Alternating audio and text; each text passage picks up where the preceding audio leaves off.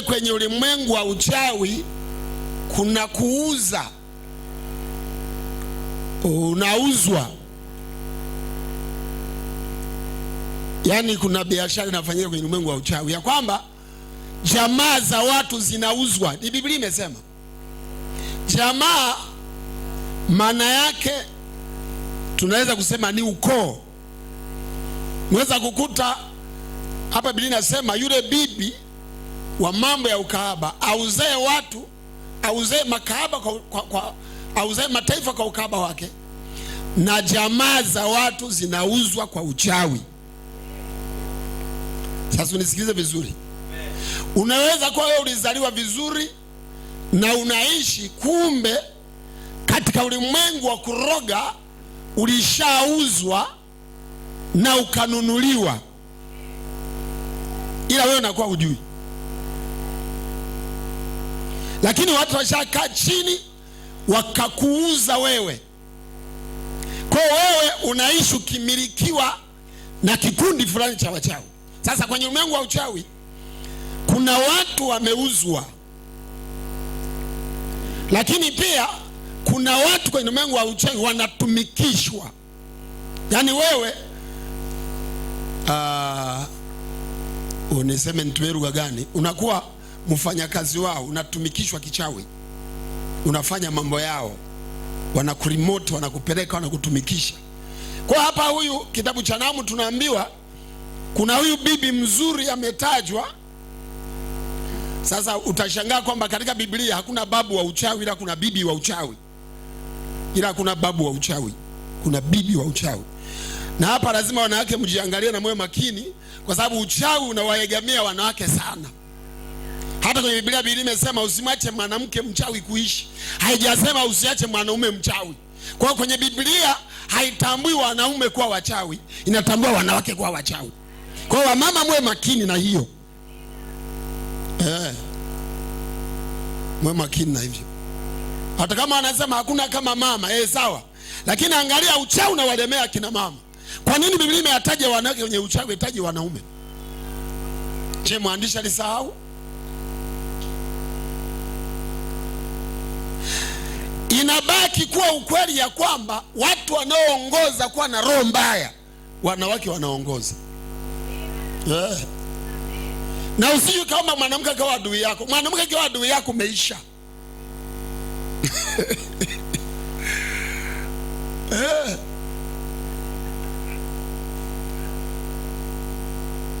Ni Biblia inasema pia. Kwa nasema hivi si kwa sababu nataka kudhalilisha kina mama, lakini nalisema kama neno la Mungu ya kwamba kama we ni mwanamke, chunga sana moyo wako.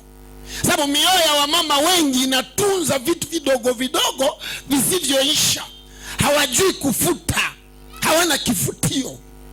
Mtu mzuri anayeweza kuwa mtu mwema lazima awe na kifutio.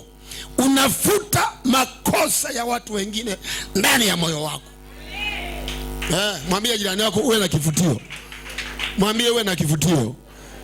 Aliyetengeneza kalamu ya mti, huku upande moja inaandika, upande wa pili ina kifutio. Sasa wengi hamna kifutio. Makosa yote alikokosea jirani yako tangu mwaka juzi umeyatunza, ni makosa. Hiyo ndio inapelekea watu kwa wachawi. Uchawi unaanzana na roho mbaya. Inua mikono juu. Tamka kwa nguvu, sema Baba, ondoa roho mbaya ndani yangu. Nakataa kuwa na roho mbaya. Nipe uwezo wa kusamehe walionikosea wote. Nakataa kuroga. Sema kwa sauti. Ongeza sauti tena. Kwa jina la Yesu aliye hai. Mpigie Bwana makofi yanayosikika. Piga mikono yako. Kwa hiyo hapa Biblia inasema, hiyo Nahumu sura ya 3 mstari wa 4, anasema kwa sababu ya wingi wa ukahaba wa yule kahaba mzuri, yule bibi wa mambo ya uchawi auzae mataifa kwa ukahaba wake, auzae jamaa za watu kwa uchawi wake. So niko pale kwenye kuuza. Unaweza kuwa unatembea lakini ulishauza. Sasa ulishauzwa. Sasa tunaposema kuuzwa, tunagawanya mambo yafuatayo wanapouza. Fungua sauti yako nisaidie kusema amen. Unaweza ukakuta ile bahati uliozaliwa nayo, tunaita kwa lugha nyingine nyota yako, ilishauzwa. Hebu sema nyota iliyouzwa. Toa sauti, sema nyota iliyouzwa. Kama nyota yako imeuzwa wewe, utapata kila mara wewe hufanyi mambo yakainuka. Hata ukianzisha kazi na kufa, unapata akili yako haiwezi kujisimamia kufanya mambo, kwa sababu uliuzwa katika ulimwengu wa roho.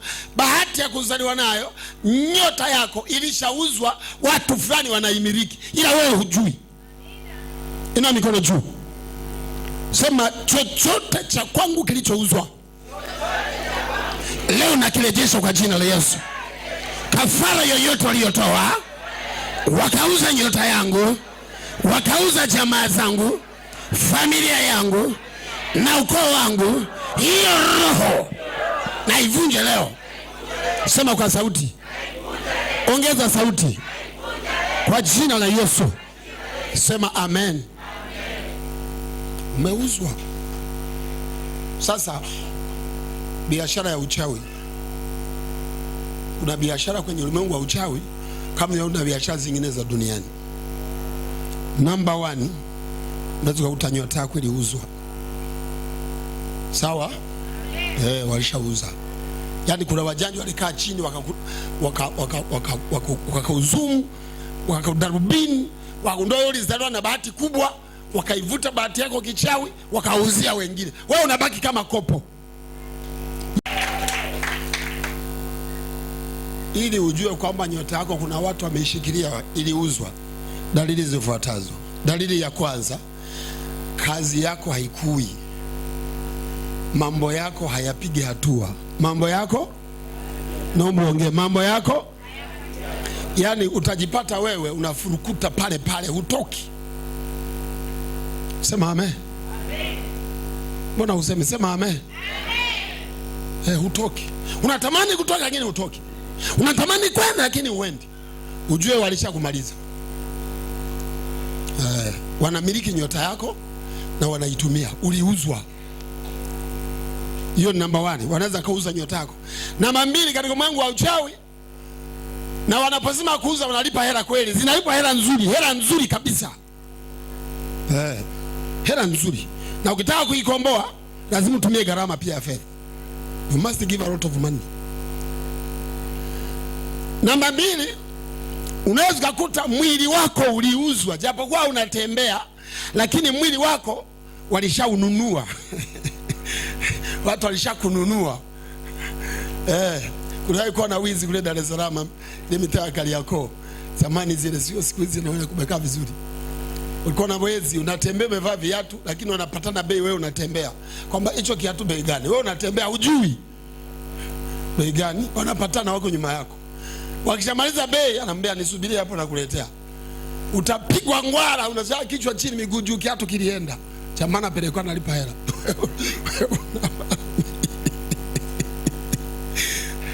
Unakuta wewe kwenye ulimwengu wa roho watu walishapatanisha bei kwamba bwana, mimi nataka pa kufugia mapepo yangu. Nina msukumo mmoja mwanamke. Hebu angalia kama afya yake inafaa. Wanakupima na afya yake iko vizuri, okay, fugia hapo mapepo yako. Kwa wewe mwili wako inakuwa ni gari la mapepo wanaweka ndani yako. Ndio maana kuna watu mapepo ndani yao hayaishi, walishakununua. Wewe ni gari la mapepo yao, yanakusumbua, tunakemea, hayatoki sababu walikununua. Inua mikono juu, sema leo natoka utumwani. Yeyote aliyeninunua mimi na mnyang'anya afya yangu. Sema leo mwili wangu unakombolewa. Yesu, piga vigeregere kwa Bwana Yesu na makofi yako mazuri. Walikununua. Sema amen. Toa sauti yako, sema amen. Toa sauti yako, sema amen. Ndio maana unaweza kukuta mtu mwingine hana akili nzuri. Wako watu wengi akili zao ni na mshangaa. Mbona wake kama inakuwa na shida? Mbona hanyoki moja kwa moja? Walishamnunua, yeye ni kifaa chao, wanamtumia, alishauzwa. Sema nakataa kununuliwa. Sema nakataa kuuzwa. Toa sauti, sema nimekataa kuuzwa mimi. Unakuta ulishauzwa. Kwa hiyo wewe mambo yao wanafugia ndani ya mwili wako, na kama alishakuuza au alishakununua, usiku wanakufa tumelala, wanakubeba, wanaenda kukutumikisha. Unaweza kutolewa hapa ukapelekwa Sumbawanga, ukapelekwa Magu, ukapelekwa Tanga, ukapelekwa Mombasa. Ndio maana Biblia inasema itoeni miili yenu iwe dhabihu iliyo hai. Maana yake kuna miili haijatolewa kwa Mungu, bado inamilikiwa na shetani. Sema nimekataa mwili wangu kumilikiwa na shetani. Kwa unaweza kukuta uliuzwa. Sasa kama walikununua, kila mara wewe afya ni mbovu. Ndio maana unaona kuna watu kilala hivi. Sema amen. Amen. Mbona useme sema amen? Amen. Yaani unaenda kulala hivi, ukisinzia tu uko Tanga, unalala tu kidogo unashangaa unaota huko Marekani, na wewe hata passport huna. Unalala tu hivi unaota kwa kijijini kwenu, unasinzia tu kidogo uko makabrini. Yani marehemu wote wamekusanyika ndio mnashughulika nao. Wewe unatumikishwa, ulishauzwa. Kimwili ni mume wa mtu, kiroho ni mfanyakazi wa wachawi, wanakubeba. Kinachofanya kubebe, hauna nguvu ya Mungu. Wewe huna nguvu ya Mungu, wewe ni kopo tu, huna nguvu ya Mungu ndani yako. Naomba nikiwa naongea hivi, nguvu ya Mungu ingie ndani yako kwa jina la Yesu. Inua mikono, sema napokea moto wa Yesu. Unajua watu wasio na nguvu ya Mungu wanachukuliwaga. Sema amen. Kwa sababu kuna aliye kununua. Kwa mfano alitokea Msukuma wa Mwanza, akamuuzia Mkerewe wa Ukerewe kwamba bana, wewe unalima viazi Ukerewe, wewe mimi na Msukuma wangu hapa. Ana nguvu, ni giant. Ni mwanamke amejaza. Anakufaa. Sasa bei gani? Nipe milioni 2. Wewe uko kwako Kisesa, ulishanunuliwa na mtu huko Ukerewe. Kwa usiku anakuijia, unaenda kulima viazi vitamu, unalima shamba, asubuhi unarudishwa. Ukiamka, jamani mimi unauma, unajinyosha. Aliyekuuza ni jirani yako, anapita tu anakusalimia, mwangalo kama hayo, hayakucheki tu hivi. Mwenye anasema ukome leo, umefanya kazi kubwa sana. Wewe si mjinga afu mshamba. Hafu nguvu ya Mungu huna. Yaani wewe ni victim. Wewe ni chombo chao. Ina mikono juu. Unaona unavyoina mikono, walishakununua, ndio maana hata mikono haipandi juu. Sema leo nimekataa kata. Sitatumikishwa tena. Leo ni mwisho. Sema kwa nguvu. Inua sauti kubwa. Sema leo navaa moto. Leo navaa damu ya Yesu. Yeyote aliyezoea kuniiba kichawi, sema leo. Sema leo. Sema leo akutane. Sema amen. Amen. Itikia vizuri, sema amen. Amen. Ndio maana unapata watu unafanya kazi sana, matokeo madogo. Sema amen. Unaingia kwenye mikopo, unakopa pesa, unapambana ulali, lakini unakuja kuona hela uzioni. Kuna mtu anatumia mikono yako. Hivi naongea na watu hapa.